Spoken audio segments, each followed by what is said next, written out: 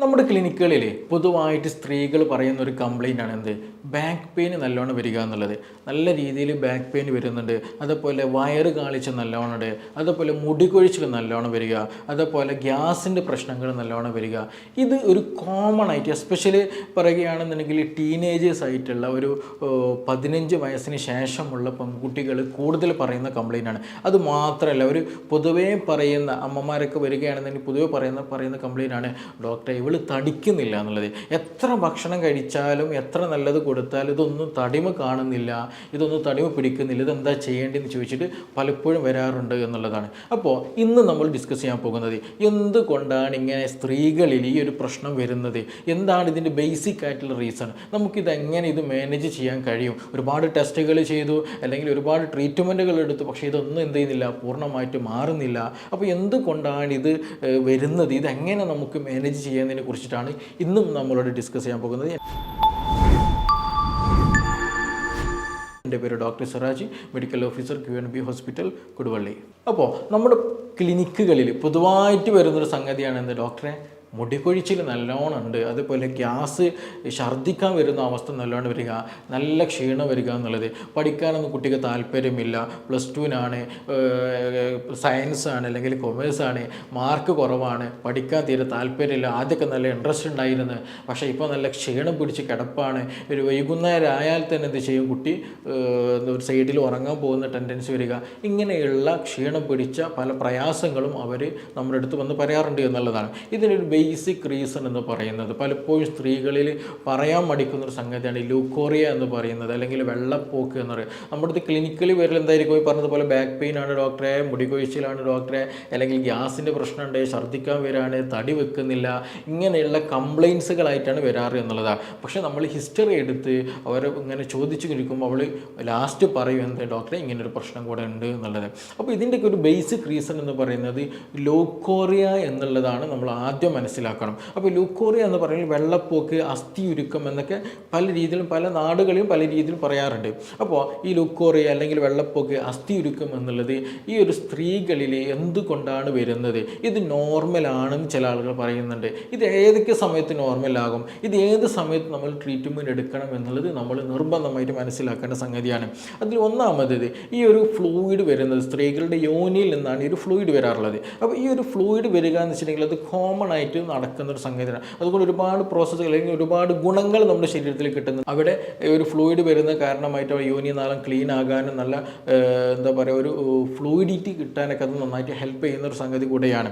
അപ്പോൾ ഇതുകൊണ്ട് ഒരുപാട് ഗുണങ്ങളുള്ള സംഗതിയാണ് ഇത്. പ്രത്യേകിച്ച് നമ്മൾ നോർമലി ആയിട്ട് ഫിസിയോളജിക്കൽ എന്ത് ചെയ്യും, ഒരു സ്ത്രീയുടെ ശരീരത്തിൽ പലപ്പോഴായിട്ട് ഇത് പ്രൊഡ്യൂസ് ചെയ്യും. അതൊന്നും പ്രശ്നമല്ല, അതൊക്കെ നോർമലി നടക്കുന്നതാണ്. ചില ആളുകൾക്ക് അതും തെറ്റിദ്ധരിക്കാറുണ്ട്, അതും വെള്ളപ്പോക്കാണ് വലിയ പ്രശ്നമാണെന്ന് ധരിക്കാറുണ്ട്. അതിലൊന്ന് നമ്മൾ പ്യൂബേർട്ടിയുടെ സമയത്ത് ഈ ഒരു കൗമാരപ്രായത്തിലേക്ക് എത്തുന്ന സമയത്ത് മെൻസസ് ഒക്കെ ആ ഒരു പ്രൊഡ്യൂസ് ചെയ്യുന്ന സമയത്ത് പറഞ്ഞതുപോലെ കൂടുതലായിട്ട് സ്ത്രീകളിൽ എന്ത് ചെയ്യും, ലൂക്കോറിയ അല്ലെങ്കിൽ ആ യോനി ദ്രാവകം നല്ല രീതിയിൽ പ്രൊഡ്യൂസ് ചെയ്യുമെന്നുള്ളതാണ്. രണ്ടാമത് കോമൺ ആയിട്ട് എന്ത് ചെയ്യും, എല്ലാ മാസവും നമുക്ക് ഈ ഒരു മെൻസസിന് മുമ്പായിട്ട് എന്ത് ചെയ്യും, ഈ പറഞ്ഞതുപോലെ പല ആളുകൾക്ക് എന്ത് ചെയ്യാറുണ്ട്, ഫ്ലൂയിഡ് കൂടുതലായിട്ട് വരുമെന്നുള്ളതാണ്. ചില ആളുകൾക്ക് അതേപോലെ മെൻസസ് നിന്ന് കഴിഞ്ഞാൽ എന്ത് ചെയ്യും, ആ ഒരു 1-2 ദിവസം ഈ പറഞ്ഞതുപോലെ ഈ ഫ്ലൂയിഡ് കൂടുതലായിട്ട് വരുമെന്നുള്ളതാണ്. ഇനി അതേപോലെ തന്നെ എന്ത് ചെയ്യും, ഇതിൻ്റെ ഇടയിൽ ഇൻ ബിറ്റ്വീനായിട്ട് ഒരു ചില സമയത്ത് ഉണ്ടാകാറുണ്ട്. എസ്പെഷ്യലി ഈ ഒരു അണ്ടം റിലീസ് ചെയ്യുന്ന സമയത്ത്, സ്ത്രീകളുടെ അണ്ടാശയത്തിൽ നിന്ന് അണ്ടം റിലീസ് ചെയ്യുന്ന സമയത്ത് എന്ത് ചെയ്യും, ഈ പറഞ്ഞതുപോലെ യോനി ഭാഗത്തുനിന്ന് കൂടുതലായിട്ട് ഫ്ലൂയിഡ് വരും എന്നുള്ളതാണ്. ഇനി അതേപോലെ തന്നെ ഈ സെക്ഷൽ ഇൻ്റർകോഴ്സിലേക്ക് വരുന്ന സമയത്ത്, സെക്സിനോട് കൂടുതൽ താല്പര്യം വരുന്ന സമയത്ത്, ബന്ധപ്പെടുന്നതിന് മുമ്പായിട്ടും ഈ പറഞ്ഞതുപോലെ ആ സെക്ഷൽ അറോസൽ വരുന്ന കാരണമായിട്ട് പറഞ്ഞ പോലെ എന്ത് ചെയ്യും, ആ ഒരു യോനി ഭാഗത്ത് കൂടുതലായിട്ട് ദ്രവം വരും എന്നുള്ളത് തന്നെയാണ്. അപ്പോൾ ഇതെല്ലതും എന്താണ്, കോമൺ ആയിട്ട് അല്ലെങ്കിൽ ഫിസിയോളജിക്കലി ഒരു സ്ത്രീക്ക് ഉണ്ടാകുന്ന യോനി ദ്രവങ്ങളാണ്. അതൊന്നും എന്തല്ല നമ്മൾ മെഡിസിൻ കഴിക്കേണ്ടതോ അല്ലെങ്കിൽ കൂടുതൽ വറീഡ് ആകേണ്ടതായിട്ടുള്ള ഒരു കണ്ടീഷനും അതിലില്ല എന്നുള്ളതാണ്. പക്ഷേ അതിലെന്താണ് ഈ ഒരു പറഞ്ഞതുപോലെ വേറെ സ്മെല്ലുകളോ അൺവാണ്ടഡ് സ്മെല്ലുകളോ കളർ ചേഞ്ചുകളോ കാര്യങ്ങളോ ഒന്നും ഇല്ലാത്ത നോർമലി ഉണ്ടാകുന്ന ഒരു പ്രൊഡ്യൂസ് ചെയ്യുന്ന ദ്രവമാണ് ഈ പറഞ്ഞതുപോലെയുള്ള ഈ സമയങ്ങൾ, എസ്പെഷ്യലി മെൻസസിന് മുമ്പ് വരിക അല്ലെങ്കിൽ മെൻസസിന് ശേഷം വരിക, ഇനി അതല്ലെങ്കിൽ അണ്ടം പ്രൊഡ്യൂസ് ചെയ്യുന്ന അല്ലെങ്കിൽ അണ്ടം റിലീസ് ചെയ്യുന്ന ആ ഒരു സമയത്ത് വരിക, അല്ലെങ്കിൽ സെക്സിനോട് കൂടുതൽ താല്പര്യം വരുന്ന ആ ഒരു സമയത്ത് കൂടുതലായിട്ട് പ്രൊഡ്യൂസ് ചെയ്യുക. ഇതെല്ലാം എന്താണ് കോമൺ ആയിട്ട് ഉണ്ടാകുന്ന ദ്രവങ്ങളാണ്. അതിൽ പ്രശ്നങ്ങളൊന്നുമില്ല ആ ഒരു സമയത്ത് ഉണ്ടാകുക എന്ന് പറഞ്ഞാൽ.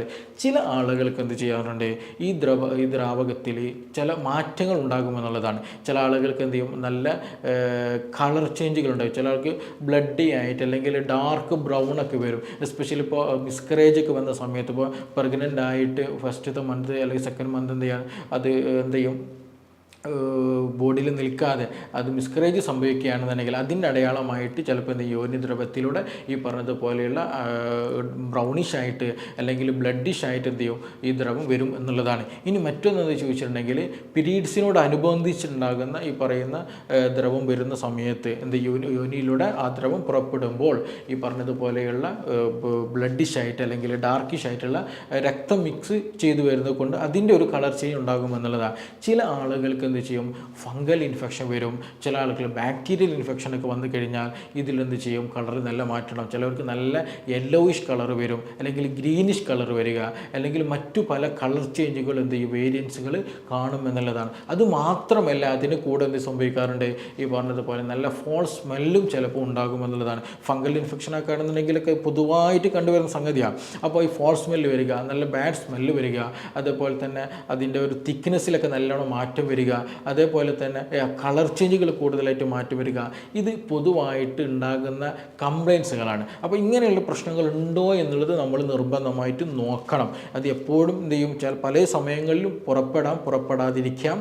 പക്ഷേ എന്താണ് ഈ പറഞ്ഞ കളർ ചേഞ്ചുകൾ, അതേപോലെ തിക്നെസ്സിൽ മാറ്റങ്ങൾ വരിക, അതേപോലെ തന്നെ സ്മെല്ലിൽ മാറ്റം വരുന്നുണ്ടെങ്കിൽ നിർബന്ധമായിട്ടും ഇൻഫെക്ഷൻ ആണോ എന്നുള്ളത് നമ്മൾ നിർബന്ധമായിട്ട് പരിഗണിക്കേണ്ട സംഗതിയാണ്. ഇല്ല എന്നുണ്ടെങ്കിൽ അത് മറ്റു പല ഗർഭപാത്രം വരെ പ്രയാസപ്പെടുത്തുന്ന രീതിയിൽ ഇൻഫെക്ഷൻ കൂടാനുള്ള സാധ്യത വളരെ വളരെ കൂടുതലാണെന്നുള്ളത് നമ്മൾ നിർബന്ധമായിട്ട് മനസ്സിലാക്കുക. ഇനി ഇതിൻ്റെ കൂടെ തന്നെ എന്ത് ചെയ്യും, ഈ ദ്രവങ്ങൾ വരുന്ന സമയത്ത് ഇൻഫെക്ഷൻ ഉണ്ടാകുന്ന സമയത്ത് എന്ത് ചെയ്യും, സ്ത്രീകൾക്ക് അവിടെ ഇച്ചിങ് കൂടുതലായിട്ട് വരിക. ചില ആൾക്ക് നല്ല ഇൻഫെക്ഷൻ കാരണമായിട്ട് പനി വരും, നല്ല കുളിര് വരിക, നല്ല ക്ഷീണം വരിക, ഛർദ്ദിക്കാൻ വരിക, ഭക്ഷണത്തോടും തീരെ താല്പര്യമില്ലാത്ത അവസ്ഥകൾ, ചില സമയത്ത് നല്ല പനി തന്നെ ഉണ്ടാകുമെന്നുള്ളത് തന്നെയാണ്. അപ്പോൾ അതേപോലെ എന്ത് ചെയ്യും, ഈ ഒരു പീരീഡ്സിലൊക്കെ ബുദ്ധിമുട്ടുകൾ വരിക, നല്ല പെയിൻഫുള്ളായിട്ട് യൂറിനേഷൻ വരിക, ഇങ്ങനെയുള്ള പല പ്രയാസങ്ങളും എന്ത് ചെയ്യും ഇങ്ങനെയുള്ള സ്ത്രീകളിൽ ഉണ്ടാകുമെന്നുള്ളതാണ്. അപ്പോൾ അങ്ങനെയൊക്കെ നമുക്ക് അസുഖങ്ങൾ ബുദ്ധിമുട്ടുകൾ വന്നു കഴിഞ്ഞാൽ നിർബന്ധമായിട്ടും ഡോക്ടറെ കണ്ടിട്ട് ടെസ്റ്റുകൾ നടത്തിയിട്ട് എന്ത് ചെയ്യണം, അതിന് വേണ്ട ആൻറ്റിബയോട്ടിക്കുകളായിട്ടുള്ള കാര്യങ്ങൾ ട്രീറ്റ്മെൻറ്റ് എടുക്കണം എന്നുള്ളത് തന്നെയാണ്. ഇനി ഇത് എന്തുകൊണ്ട് വരും എന്ന് ചോദിച്ചിട്ടുണ്ടെങ്കിൽ ഒരുപാട് കാരണങ്ങളുണ്ട്. അതിൽ ഒന്ന് നമുക്ക് പറയാനുള്ളത്, ഡയബറ്റിക് ഉള്ള ആളുകൾ, സ്ത്രീകളിൽ ഷുഗർ നിങ്ങൾക്ക് കൂടുതൽ ഉണ്ട് എന്നുണ്ടെങ്കിൽ എന്ത് ചെയ്യും, പെട്ടെന്ന് ഇൻഫെക്ഷൻ വരുമെന്നുള്ളതാണ്. നമ്മുടെ ശരീരം നമുക്കറിയാം, ഡയബറ്റിക് വന്നു കഴിഞ്ഞാൽ ടോട്ടലി നമ്മുടെ എന്ത് ചെയ്യും, നമ്മുടെ ബോഡി വീക്കായി പോകും, ഇമ്മ്യൂണിറ്റി ഡൗൺ ആകും, മെറ്റബോളിസം കംപ്ലീറ്റ് ഡാമേജ്ഡ് ആയി കളയും, പെട്ടെന്ന് ഇൻഫെക്ഷൻ വരും എന്നുള്ളതാണ്. അപ്പോൾ അതുകൊണ്ട് തന്നെ ഡയബറ്റിക് ഉള്ള ആളുകൾക്ക് ഈ പറഞ്ഞതുപോലെ എന്ത് ചെയ്യും, യോനി ദ്രവം മാറാനും എന്തെങ്കിലും ഫംഗൽ ഇൻഫെക്ഷനോ ബാക്ടീരിയൽ ഇൻഫെക്ഷനോ വരാനുള്ള സാധ്യത വളരെ വളരെ കൂടുതലാണ്. ഇനി മറ്റൊരു കാരണം എന്താണെന്ന് ചോദിക്കുകയാണെന്നുണ്ടെങ്കിൽ, ചെറിയ കുട്ടികൾക്കും അല്ലെങ്കിൽ യങ്ങസ്റ്റ് ആയിട്ടുള്ള ആളുകൾ കൂടുതൽ വരാനുള്ള ഒരു പ്രധാന റീസൺ എന്താ വെച്ചിട്ടുണ്ടെങ്കിൽ സ്ട്രെസ്സാണ്. മാനസിക സമ്മർദ്ദമുള്ള ആളുകൾക്ക് ഇമ്മ്യൂണിറ്റി വീക്ക് ആവുകയും അതുമൂലം ഈ പറഞ്ഞതുപോലെ എന്ത് ചെയ്യും, ലൂക്കോറിയ പോലെയുള്ള അല്ലെങ്കിൽ ഇൻഫെക്റ്റഡ് ആയിട്ടുള്ള ഈ ഒരു ഫ്ലൂയിഡ് പോകാനുള്ള സാധ്യത വളരെ വളരെ കൂടുതലാണ്. അപ്പോൾ നമ്മൾ എപ്പോഴും എന്ത് ചെയ്യും, മാനസികമായിട്ടുള്ള ഹെൽത്ത് നമ്മളെപ്പോഴും കീപ്പ് ചെയ്യുക. എക്സസൈസ് പോലെയുള്ള യോഗ പോലെയുള്ള മൈൻഡ് കോൺസെൻട്രേഷൻ ചെയ്യാൻ പറ്റാവുന്ന, മൈൻഡ് ഫ്രീ ആക്കാൻ പറ്റുന്ന ഗെയിംസുകൾ, കാര്യങ്ങൾ എപ്പോഴും എൻഗേജ്ഡ് ആക്കാൻ നമ്മൾ നിർബന്ധമായിട്ട് ശ്രദ്ധിക്കേണ്ടതുണ്ട്.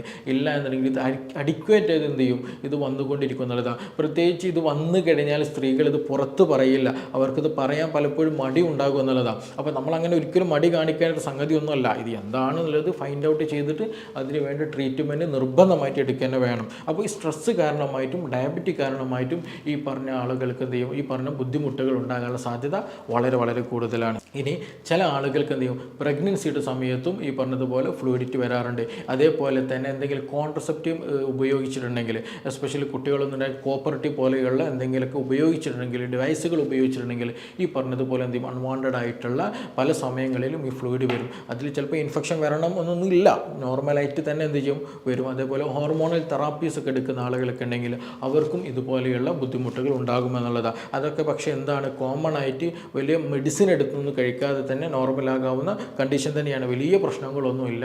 അപ്പോൾ എപ്പോഴും എന്ത് ചെയ്യുക, നമ്മൾ അവെയർ ആയിരിക്കുക ഇങ്ങനെ ഒരു പ്രശ്നങ്ങളുണ്ടോ, ഇനി മെഡിസിൻ എടുക്കേണ്ട കണ്ടീഷനാണോ എന്നുള്ളത് മാത്രം മനസ്സിലാക്കുക, ഒരു നിർദ്ദേശം സ്വീകരിക്കുക എന്നുള്ളതാണ്. ഇനി കൂടുതലായിട്ട് നിങ്ങൾ ആൻറ്റിബയോട്ടിക്കുകളൊക്കെ എടുക്കുന്നുണ്ടെങ്കിൽ, എന്തെങ്കിലും ഒരു അസുഖം വന്നിട്ട് ഒരു ആൻറ്റിബയോട്ടിക് കോഴ്സുകൾ നിങ്ങൾ കൂടുതൽ അൺവാണ്ടഡ് ആയിട്ടൊക്കെ എടുക്കുകയാണെങ്കിൽ പ്രത്യേകിച്ച് എന്ത് സംഭവിക്കും, ബോഡിയിൽ ഇൻഫെക്ഷനുള്ള സാധ്യത കൂടുമെന്നുള്ളത്. എസ്പെഷ്യലി ഈസ്റ്റ് പോലെയുള്ള ഇൻഫെക്ഷൻ എന്ത് ചെയ്യും, ഇത് ബാധിക്കാനുള്ള സാധ്യത വളരെ കൂടുതലാണ്. അപ്പോൾ കൂടുതലായിട്ട് നിങ്ങൾ ആൻറ്റിബയോട്ടിക്കുകൾ ഒരു ഡോക്ടർ നിർദ്ദേശത്തോടെ അല്ലാതെ നിങ്ങൾ സ്വന്തമായിട്ട് ട്രീറ്റ്മെൻറ്റൊക്കെ തുടങ്ങുന്നുണ്ടെങ്കിൽ, അല്ലെങ്കിൽ സ്വന്തമായിട്ട് ട്രീറ്റ്മെൻറ്റ് ചെയ്തിട്ടുണ്ടെങ്കിൽ ഇതുപോലെയുള്ള ഇൻഫെക്ഷന് സാധ്യത വളരെ കൂടുതലാണ് എന്നുള്ളതാണ്.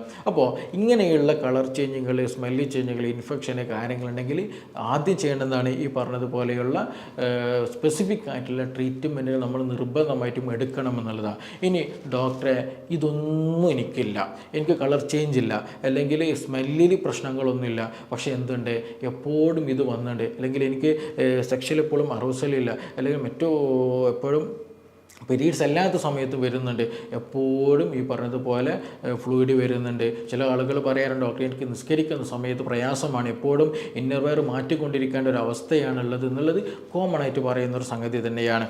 അപ്പോൾ എന്തുകൊണ്ടാണ് ഇങ്ങനെ ആളുകളിൽ ഒരു പ്രയാസം വരുന്നത് ചോദിച്ചിട്ടുണ്ടെങ്കിൽ അവരുടെ മെറ്റബോളിസം പ്രോപ്പർ അല്ലാത്തത് കൊണ്ടാണെന്നാണ് നമുക്ക് സിമ്പിളായിട്ട് പറയാം. മെറ്റബോളിസം പ്രോപ്പർ ആയിരിക്കില്ല. ഇങ്ങനെ വരുമ്പോഴാണ് നമ്മളെടുത്ത് വന്ന് പറയാം, ഡോക്ടറെ കണ്ണെല്ലാം കൂടി ഉള്ളിൽ പോയിക്കണേ, ഇവിടെ എല്ലാം കൂടി ഡാർക്ക് കളർ വരുന്നുണ്ട്, സ്കിന്നെല്ലാം കൂടി ചുക്കി ചുളിയുന്നുണ്ട്, ഗ്യാസിൻ്റെ പ്രശ്നം നല്ലോണമുണ്ട്, മുടി പൊട്ടുന്നു, മുടി കൊഴിയുന്നു, താരൻ്റെ പ്രശ്നമുണ്ട്, ബാക്ക് പെയിൻ്റെ പ്രശ്നമുണ്ട്, മൂത്രമൊഴിക്കുന്ന സമയത്ത് വീണ്ടും മൂത്രമൊഴിക്കാനുള്ള ടെൻഡൻസി വരുന്നു, ഇങ്ങനെയുള്ള ഒരുപാട് പ്രശ്നങ്ങൾ പറയാറുണ്ട്. ഉറക്കത്തിന് കുറവുണ്ടായിരിക്കും, ടെൻഷൻ കൂടുതലുണ്ടായിരിക്കും, ഇങ്ങനെയുള്ള പല പ്രശ്നങ്ങളും അവർ പറയുമെന്നുള്ളതാണ്. അങ്ങനെയുള്ള ആളുകളെ നിങ്ങൾക്ക് ബോഡി തടിക്കണമെന്ന് താല്പര്യമുണ്ട്, നല്ല ഹെൽത്തി ആയിട്ട് പോകണം താല്പര്യമുണ്ടെങ്കിൽ നിർബന്ധമായിട്ടും ഈ പറയുന്ന കാര്യങ്ങൾ നിങ്ങൾ എന്ത് ചെയ്യണം, ജീവിതത്തിൽ പാലിക്കാൻ ശ്രമിക്കുക എന്നുള്ളത് തന്നെയാണ്. ഇത് പാലിച്ചാൽ തന്നെ എന്ത് ചെയ്യുക, നിങ്ങളൊരു മെഡിസിൻ എടുക്കാതെ തന്നെ എന്ത് ചെയ്യുക, നമുക്ക് നല്ലൊരു ലൈഫ് സ്റ്റൈലിലേക്ക് മടങ്ങാൻ, നല്ലൊരു ഹെൽത്തി ആയിട്ടുള്ള വെയിറ്റിലേക്ക് മടങ്ങാൻ കഴിയും. ഈ ഒരു പറഞ്ഞത് ലുക്കോറിൻ്റെ പ്രശ്നങ്ങൾ കംപ്ലീറ്റ് മാറ്റാൻ കഴിയും, നല്ല ഹൈജീനിക് ആയിട്ടുള്ള നല്ലൊരു ഹെൽത്തി ആയിട്ടുള്ള ലൈഫ് സ്റ്റൈലിലേക്ക് മാറ്റാൻ കഴിയും എന്നുള്ളത് തന്നെയാണ്. അതിലാദ്യം നിങ്ങൾ ചെയ്യേണ്ടത് ഭക്ഷണം സമയത്ത് കഴിക്കുക എന്നുള്ളതാണ്. ഈ പലപ്പോഴും പെൺകുട്ടികൾ എന്ത് ചെയ്യും, അല്ലെങ്കിൽ സ്ത്രീകൾ പൊതുവെ ചെയ്യുന്നത് എല്ലാ പണികളും കഴിഞ്ഞിട്ട് ഭക്ഷണം കഴിക്കുക, അല്ലെങ്കിൽ എൻ്റെ പഠനം കഴിഞ്ഞിട്ട് ഭക്ഷണം കഴിക്കുക, സ്കൂളുണ്ട്, ട്യൂഷൻ ഉണ്ട് എന്ന് പറഞ്ഞിട്ട് എന്ത് ചെയ്യും, ഭക്ഷണം കഴിക്കാതെ സ്കൂളിലേക്ക് പോവുക. ഇങ്ങനെ ഉള്ളൊരു കണ്ടീഷനായിട്ട് എന്ത് ചെയ്യും, ആളുകൾ, കുട്ടികൾ, സ്ത്രീകൾ വീക്കായി പോകുമെന്നുള്ളത് തന്നെയാണ്. അപ്പോൾ അതുകൊണ്ട് തന്നെ അവരുടെ ശരീരത്തിൽ ഹോർമോണൽ ഇംബാലൻസ് നന്നായിട്ട് വരും, തൈറോയിഡ് പോലെയുള്ള പ്രശ്നങ്ങൾ വരും, ഈസ്ട്രോജൻ പ്രൊജസ്ട്രോണിലൊക്കെ നല്ല വേരിയേഷൻസ് വരും. ചില ആളുകൾക്ക് പീരീഡ്സൊക്കെ ഇംബാലൻസ്ഡ് ആകാനുള്ള പ്രധാന റീസൺ എന്ന് പറയുന്നത് ഈ ഒരു വേണ്ട ഫുഡുകൾ കഴിക്കില്ല, അത് വേണ്ട സമയത്ത് കഴിക്കില്ല എന്നുള്ളത് തന്നെയാണ്. അത് കാരണമായിട്ട് എന്ത് ചെയ്യും, ഗ്യാസ്ട്രിക് ഇഷ്യൂസുകൾ നല്ലോണം, ഹൈപ്പർ അസിഡിറ്റി നല്ലോണം പ്രശ്നങ്ങളുണ്ടാകും, മൈഗ്രെയിൻ പോലെ പ്രശ്നങ്ങളുണ്ടാകും. ശരിയായ രീതിയിൽ നമ്മുടെ ശരീരത്തിൽ വേണ്ട സിങ്ക്, അതുപോലെ കാൽസ്യം, അതുപോലെ വൈറ്റമിൻ സി ഒന്നും ലഭിക്കാത്തത് മൂലമായിട്ട് മുടി കൊഴിച്ചൽ, മുടി പൊട്ടൽ, മുടിയുടെ ഒരു തിക്നെസ് ഒക്കെ നഷ്ടപ്പെടുന്ന കണ്ടീഷൻ പല ആളുകൾക്കും ഉണ്ടാകും. അതേപോലെ തന്നെയാണ് കൈകാലുകളിൽ പെയിൻ വരിക, കാൽസ്യം ഡെഫിഷ്യൻസി നല്ലോണം ഉണ്ടായിരിക്കും, അതുപോലെ വൈറ്റമിൻ ഡി ഡെഫിഷ്യൻസി നല്ലോണം ഉണ്ടായിരിക്കും എന്നുള്ളതാണ്. അപ്പോൾ നമ്മൾ സമയത്തിന് എന്ത് ചെയ്യുക, ഭക്ഷണം കഴിക്കാൻ ശ്രദ്ധിക്കുക, നല്ല രീതിയിൽ എന്ത് ചെയ്യണം, വേണ്ടതൊക്കെ കഴിക്കണം, എന്തെങ്കിലും ഒഴിവാക്കുകയൊന്നും ചെയ്യേണ്ട ആവശ്യമില്ല. പക്ഷേ എന്ത് ചെയ്യുക, കഴിക്കുമ്പോൾ ബേക്കറി ഐറ്റംസുകൾ കംപ്ലീറ്റ് ഒഴിവാക്കിക്കണം. ചില കുട്ടികൾക്ക് കൂടുതൽ ലൈസ് പോലെയുള്ള പ്രൊഡക്റ്റുകൾ കൂടുതൽ കഴിക്കുക, കൂടുതൽ മിക്സറുകൾ, അല്ലെങ്കിൽ കൂടുതൽ അങ്ങനത്തെ ബേക്കറി ഐറ്റംസുകൾ എന്ത് ചെയ്യുക, അത് അമിതമായിട്ട് കഴിക്കുന്ന ശീലങ്ങളുണ്ടെങ്കിൽ അതൊക്കെ നിർബന്ധമായിട്ടും ഒഴിവാക്കണം. ഫ്രൂട്ട്സ് ആൻഡ് വെജിറ്റബിൾസ് നന്നായിട്ട് കഴിക്കാൻ ശ്രദ്ധിക്കുക എന്നുള്ളതാണ്. കാരണം നമ്മുടെ ശരീരത്തിന് വേണ്ട മിനറൽസുകൾ, വൈറ്റമിൻസുകൾ കാര്യങ്ങളൊക്കെ ലഭിക്കുന്നത് ഈ പറയുന്ന ഫ്രൂട്ട്സ് ആൻഡ് വെജിറ്റബിൾസുകളിലൂടെയാണ്. അപ്പോൾ അത് നമ്മൾ നിർബന്ധമായിട്ട് കഴിക്കുക. അതുപോലെ ചിക്കൻ, ഒരുപാട് സ്ത്രീകൾ, പെൺകുട്ടികൾ പലപ്പോഴും പറയുന്ന കംപ്ലയിൻ്റാണ്, അല്ലെങ്കിൽ അവർ ഹിസ്റ്ററി എടുക്കുമ്പോൾ നമുക്ക് മനസ്സിലാകുന്ന സംഗതിയാണ്, ചിക്കൻ നല്ലോണം അഡിക്റ്റഡ് ആയിരിക്കും എന്നുള്ളതാണ്. ഭക്ഷണം കഴിക്കണം എന്നുണ്ടെങ്കിൽ ചിക്കൻ ഇല്ലാണ്ട് കഴിക്കൂല എന്നുള്ള ടെൻഡൻസി ഇന്നും നമ്മുടെ കേരളത്തിൽ പല വീടുകളും നടക്കുന്നൊരു സംഗതിയാണ്. ഒരിക്കലും നിങ്ങളങ്ങനെ ചെയ്യരുത്. ആവശ്യത്തിന് കഴിയുക. എസ്പെഷ്യലി അവർക്ക് ബ്രോസ്റ്റ് വേണ്ടി വരും, അൽഫാം വേണ്ടി വരും, തന്തൂരി വേണ്ടി വരും എന്നുള്ളതൊക്കെ തന്നെയാണ്. അതൊരിക്കലും ചെയ്യരുത്. നിങ്ങൾക്ക് ചിക്കൻ കഴിക്കണം എന്നുണ്ടെങ്കിൽ മിതമായ തോതിൽ ആഴ്ചയിൽ 2-3 ദിവസമൊക്കെ കുറഞ്ഞ എമൗണ്ട് ആവശ്യത്തിന് മാത്രം എന്ത് ചെയ്യുക, കറി വെച്ചിട്ടോ അല്ലെങ്കിൽ മന്തിയിലൊക്കെ ഉണ്ടാക്കുന്ന കുഴിമന്തിയിലൊക്കെ ഉണ്ടാക്കുന്ന നമ്മൾ പുഴുങ്ങിയ ചിക്കനൊക്കെ ഉണ്ടല്ലോ അങ്ങനെയൊക്കെ മാത്രം എടുക്കാൻ ശ്രദ്ധിക്കുക. അത് മിതമായ തോതിൽ. അതേസമയം ഭക്ഷണത്തിൽ നമ്മുടെ പാൽ ഉൽപ്പന്നങ്ങളൊക്കെ കൂട്ടുക എന്നുള്ളതാണ്. ഫ്രൂട്ട്സും വെജിറ്റബിൾസിന് കൂടെ തന്നെ പാല്, തൈര്, മോര് പോലെയുള്ളതൊക്കെ കൂട്ടുക. പക്ഷേ എന്ത് ശ്രദ്ധിക്കണം, സുറുക്ക നിങ്ങൾ ഒഴിവാക്കണം. ഉപ്പിലിട്ടതും എരിവുള്ളതുമായിട്ടും അതുപോലെ കരിച്ചതും വറുത്തതുമായിട്ടുള്ള എല്ലാ ഭക്ഷണ പദാർത്ഥങ്ങളും നിങ്ങൾ നിർബന്ധമായിട്ടും ഒഴിവാക്കുക. നല്ല രീതിയിൽ വെള്ളം കുടിക്കുക എന്നുള്ളതാണ്. അപ്പോൾ ഇങ്ങനെയൊക്കെ ചെയ്യുമ്പോൾ തന്നെ നമ്മുടെ ശരീരത്തിന് വേണ്ടിയിട്ട് അത്യാവശ്യമായിട്ട് വേണ്ടിയിട്ടുള്ള ജലാംശം ലഭിക്കും, വൈറ്റമിൻസ് ലഭിക്കും, മിനറൽസ് ലഭിക്കും. നമ്മുടെ ഹോർമോൺ മെറ്റബോളിസം പ്രോപ്പറായിട്ട് വരും, നമുക്ക് ദഹന പ്രക്രിയ പ്രോപ്പറായിട്ട് വരും. മുടി കൊഴിച്ചിൽ, മുടി പൊട്ടൽ, ഉറക്കമില്ലാത്ത പ്രശ്നങ്ങൾ, ശോധനവുമായി ബന്ധപ്പെട്ട പ്രശ്നങ്ങൾ, ഗ്യാസ് സംബന്ധമായ പ്രശ്നങ്ങൾ, ഇങ്ങനെയുള്ള ഒട്ടുമിക്ക എല്ലാ അസുഖങ്ങളും നമുക്ക് പൂർണ്ണമായിട്ടും മാറ്റാൻ കഴിയുമെന്നുള്ളതാണ്. അപ്പോൾ ഇങ്ങനെയുള്ള ലൂക്കോറിയ പ്രശ്നമുള്ള ആളുകൾ, തടിയൊക്കെ കുറഞ്ഞ ആളുകൾ എന്ത് ചെയ്യുക, ഈ പറയുന്ന പോലെ ഭക്ഷണങ്ങളൊക്കെ ക്രമീകരിക്കുക. സമയത്തിന് ഉറങ്ങാൻ കൂടെ ശ്രദ്ധിക്കേണ്ടതുണ്ട്. പല ആളുകളും ഇന്നത്തെയും ഫോൺ അമിതമായിട്ട് ചാറ്റ് ചെയ്തിട്ടോ കോളിങ് ചെയ്തിട്ടൊക്കെ എന്ത് ചെയ്യും, സമയം ഉറങ്ങാതെ എക്സ്റ്റെൻഡ് ചെയ്യുന്ന ഒരു ശീലം ഇന്ന് പൊതുവാണ്.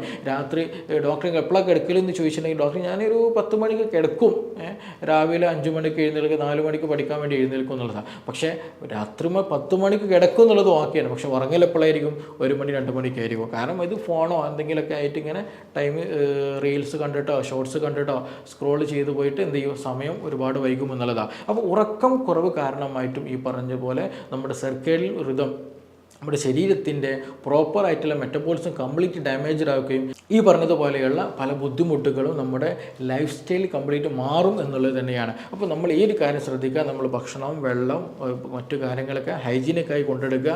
അങ്ങനെ നിങ്ങൾ പ്രോപ്പറായിട്ട് കൊണ്ട് നടക്കുകയാണെന്നുണ്ടെങ്കിൽ ഈ പറഞ്ഞ പ്രശ്നം നമുക്ക് പ്രോപ്പറായിട്ട് നല്ല കംപ്ലീറ്റ് മാറ്റാൻ പറ്റുന്നത് തന്നെയാണ്. അപ്പോൾ നിങ്ങളുടെ ഈ ലൂക്കോറിയയുടെ ബുദ്ധിമുട്ടിൽ എന്തെങ്കിലും ഇൻഫെക്ഷൻ ഉണ്ടോ എന്നുള്ളത് ഫൈൻഡ് ഔട്ട് ചെയ്യണം. എന്നിട്ട് അതിന് പ്രോപ്പറായിട്ട് ട്രീറ്റ്മെൻറ്റ് എടുക്കണം. അല്ലെങ്കിൽ അതിൽ ഇൻഫെക്ഷൻ ഒന്നുമില്ല, ഇത് കൂടുതലായിട്ട് വരുന്നുണ്ട്, മെറ്റബോളിസം ഡാമേജ്ഡ് ആയിട്ടാണെന്നുണ്ടെങ്കിൽ എന്ത് ചെയ്യണം, ഈ പറഞ്ഞതുപോലെ ഭക്ഷണം, ഉറക്കം, മറ്റു കാര്യങ്ങൾ നിങ്ങൾ പ്രോപ്പറായിട്ട് കൊണ്ടുവെടുക്കുക. അങ്ങനെയാണെന്നുണ്ടെങ്കിൽ വലിയൊരു ശതമാനം നിങ്ങൾക്ക് മെഡിസിൻ ഒന്നും എടുക്കാതെ തന്നെ എന്ത് ചെയ്യാം, നല്ല രീതിയിൽ ഒരു ലൈഫ് സ്റ്റൈൽ, നല്ലൊരു ഹെൽത്തി ആയിട്ടുള്ള ഒരു ജീവിതത്തിൽ നിങ്ങൾക്ക് മാറാൻ കഴിയും എന്നുള്ളതാണ്. അപ്പോൾ ഇതുമായി ബന്ധപ്പെട്ടിട്ട് എന്തെങ്കിലുമൊക്കെ സംശയം ഉണ്ടെങ്കിൽ, കൂടുതൽ അറിയണമെന്നുണ്ടെങ്കിൽ താഴെ തന്നിട്ടുള്ള നമ്പറിൽ ബന്ധപ്പെടാം. നമുക്ക് മറ്റൊരു വിഷയവുമായി ബന്ധപ്പെട്ട് വീണ്ടും കാണാം. താങ്ക്